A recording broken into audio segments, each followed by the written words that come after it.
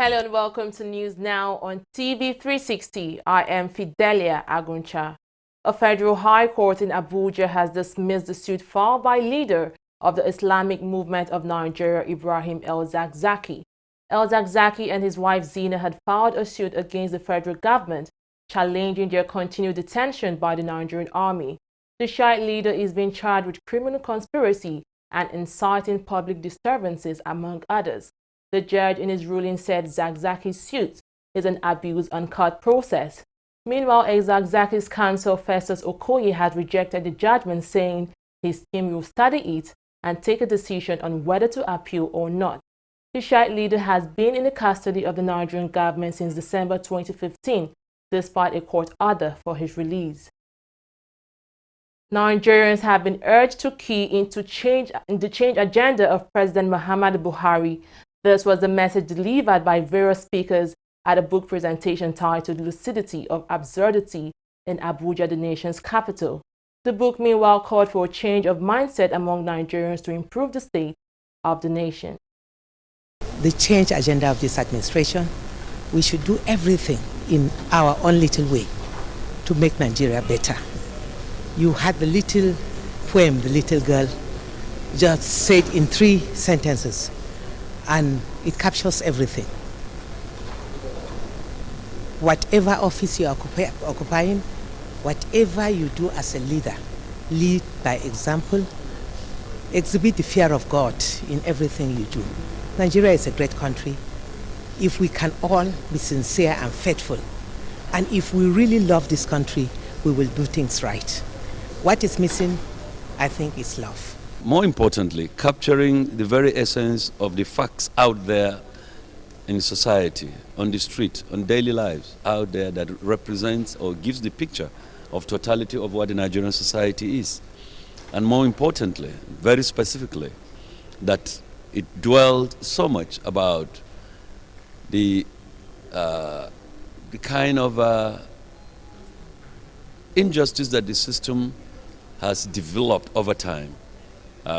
Talking about the very unfortunate tendencies of misguided leadership tendencies in this country, where opportunities are carried beyond limits, privileges are abused in public office, as well as even the private sector. What has been happening in this country and in several other countries around the world is people that consider themselves poor on their privilege do not think that they can change the setting.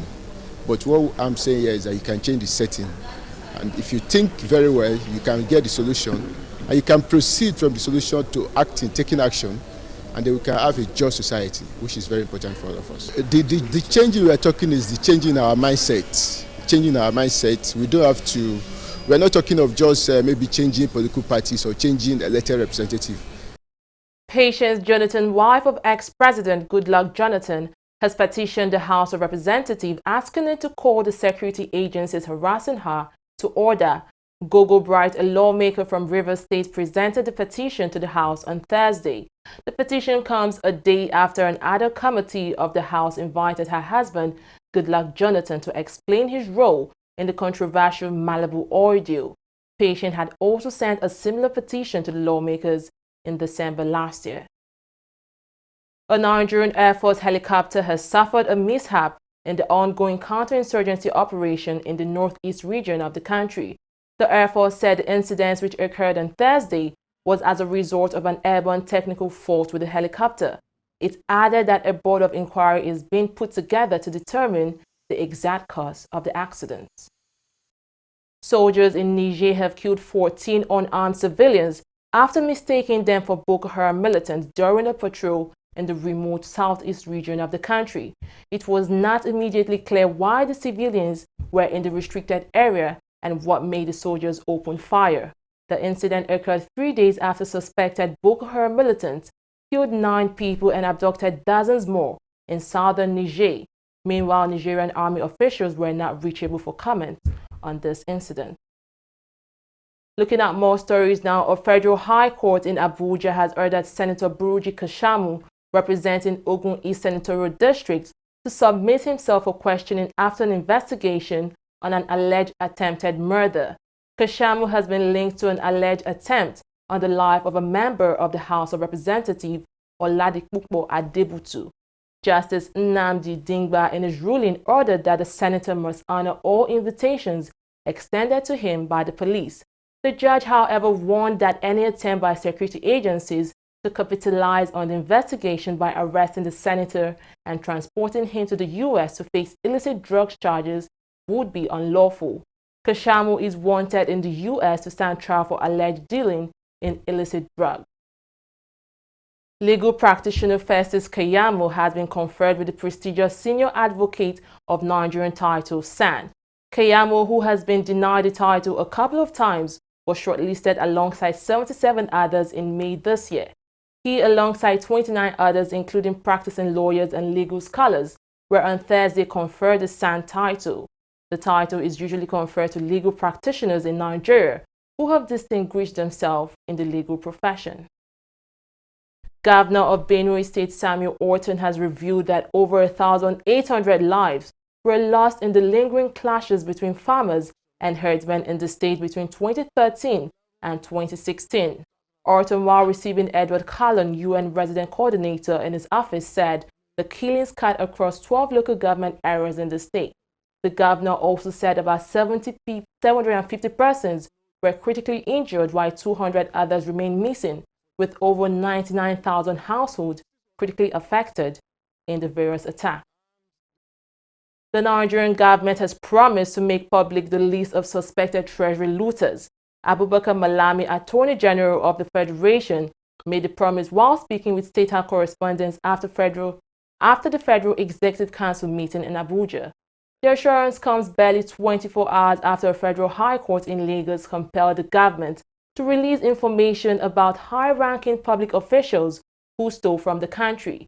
The judgment was delivered following a suit by the Social Economic Rights and Accountability Project, SERAP. The Nigeria Governors Forum has defended its chairman Abdulaziz Yari, who also doubles as governor of Zamfara State, against allegations he is building a 100-room hotel in Lagos State with stolen funds. The NGF was reacting to an interim forfeiture order placed on the sums of 500 million naira and $500,000 said to have been diverted from money federal government released to states as refund from loans taken from the Parish Club of Lenders. On this backdrop, head media and public affairs of the NGF has accused the acting chairman of the EFCC, Ibrahim Magu, of engaging in what he described as shadow boxing. The Rivers State Police Command has confirmed the abduction of 7 persons in Ikwere local government area of the state. The police public relations officer in the state, Nnamdi Omoni, said the 7 persons were traveling in a Sienna vehicle on their way from Abuja to Port Harcourt. One of the women is reported to be pregnant, while the other 2 are said to be members of the Judiciary Staff Union of Nigeria. They were on their way from a meeting in the Federal Capital Territory. The Kano State government has approved the renaming of Northwest University Kano to Yusuf Maitama Sule University, Kano. This is in honor of the former minister and elder statesman who passed away on Monday. Sule died in Cairo, Egypt after a brief illness at the age of 88. He was buried on Tuesday, July 4, 2017, according to Islamic rites at his hometown in Kano State.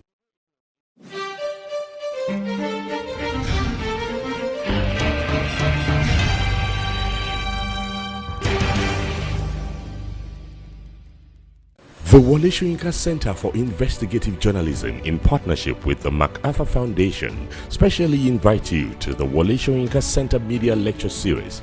Theme: Light Up, Light In, interrogating the nexus between electricity and basic education in Nigeria. Date: Thursday, 13th July 2017. Venue: Shehu Musa Yar'Adua Center, 1 Memorial Drive, Central Business District, Abuja. Time: 10 a.m. Lead speakers: Anthony Aka, Acting Chairman, Nigerian Electricity Regulatory Commission, and Hamid Bubuyi, Executive Secretary, Universal Basic Education Commission. Discussant: Edward Callon, United Nations Humanitarian Coordinator, UNDP Resident Representative, Obiageli Ezekwesili, Senior Economic Advisor, African Economic Development Policy Initiative, Ime Okon, Project Manager, USAID Energy Power Africa Nigeria, Olabisi Obadofin, Professor of Counseling Psychology, Lagos State University, LASU, Bemiga Ogunleye, Provost, Nigeria Institute of Journalism, Moderator, Al-Kazim Abdul Kadri, Journalist and Director, Victim Support Fund. For inquiries, email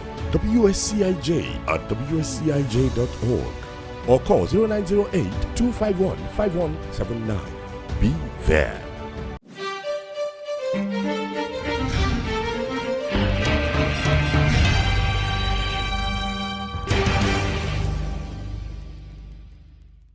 Welcome back. It's time for business with Thelma. Thanks, Fidelia. Now let's turn our attention to the current rate of Nigeria's currency. The naira remains steady on the forex market. The good news is it will remain stable in the coming days as the Central Bank of Nigeria continues to inject dollar into the forex market. Traders say this will help improve liquidity and curb pressure on the local currency. The naira was quoted at 368 to the dollar on the black market on Thursday, stronger than 370 per dollar recorded last week. And on the official window, it was quoted at 306 to the dollar. Two major companies recorded the biggest decline in production from joint venture assets. ExxonMobil Nigeria and Shell Nigeria were top losers in production from joint venture assets in the first quarter of this year. ExxonMobil saw its joint venture output drop from 11.646 million barrels in January last year to 6.2 million barrels in March this year. Production from Mobil producing Nigeria hit a record low of 1.5 million barrels in August from 5.0 million barrels recorded the previous month. The latest data was obtained from the NNPC. Oil rose on Thursday, although the prospect of oversupply in 2018 has prompted yet more analysts to cut their price forecasts. Brent crude futures were up 71 cents at $48.50 per barrel, while U.S. crude futures were also up 71 cents at $45.84 per barrel. Oil prices is heading for a 1.3% rise this week, but has tumbled from one-month highs just below $50 per barrel, following evidence of rising exports and increased production from OPEC. Well, that's all we have on business. Up next, we have international and sports stories. Stay tuned.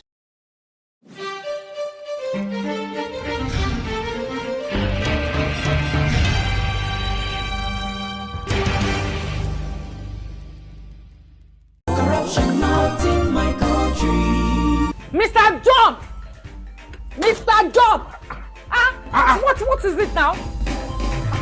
What is it now? Please turn down the volume of your music. It's too loud. And how is that your business? It is disturbing me. I can't sleep. And the same way you are disturbing my right to good music and where I enjoy it. Eh? What's wrong with you? Is there that person complaining? Maybe we thought that you have lost your mind. Are you having a party? I'm just respecting you, sir. You remember I paid my husband too. You will not understand why we are complaining because you do not care about other people except yourself.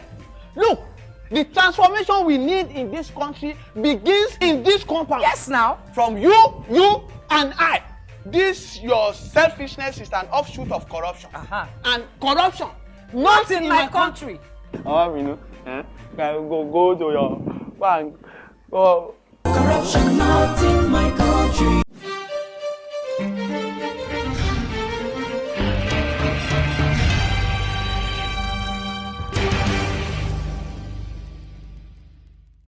Welcome back. The International Criminal Court ICC has ruled that South Africa violated its agreement with the War Crimes Court by failing to arrest Sudanese President Omar al-Bashir, wanted for genocide in Darfur back in 2015. However, the War Crimes Court judges declined to refer South Africa to the UN Security Council over the matter. Bashir, who came to power in Sudan in a 1989 Islamist and military-backed coup, was charged with genocide and crimes against humanity in 2008 over the death and persecution of ethnic groups in the Darfur province between 2003 and 2008. He has, however, denied the charges and continues to travel abroad. At least 8 people, 7 of whom were children, were killed in a stampede in Malawi during the Southern African country's Independence Day celebration. At least 40 others were injured in the incident, as police reports. Police said the stampede occurred when spectators forced open the gates at a stadium where a football match was due to take place during celebrations marking the 53rd years of Malawi's independence from British rule.